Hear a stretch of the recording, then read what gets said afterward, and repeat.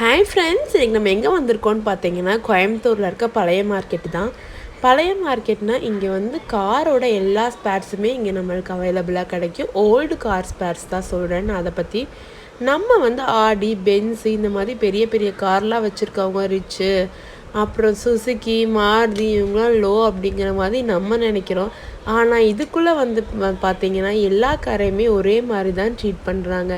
எப்படி கொரோனா வந்து எல்லாத்தையும் ஒரே மாதிரி ஆக்குச்சோ அது மாதிரி தான் இங்கே வந்து எல்லாருக்குமே ஒன்றுங்கிற மாதிரி தான் இருக்குது. ஒரு பெரிய பென்ஸ் காராக இருந்தாலும் சரி, ஆடியாக இருந்தாலும் சரி, அது இப்படி தான் பிரித்து தனித்தனியாக பார்ப்பாட்டாக வச்சுருக்காங்க.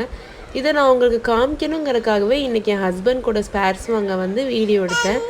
எனக்கு ரொம்ப பார்த்துட்டு ஷாக் ஆயிடுச்சு. இன்னும் இப்படி காரை பிரித்து பிடிச்சிருக்காங்க, எவ்வளோ காஸ்ட்லியாக வாங்குறதுல இப்படி ஆக்கி வச்சுருக்காங்கங்கிற மாதிரி இருந்துச்சு.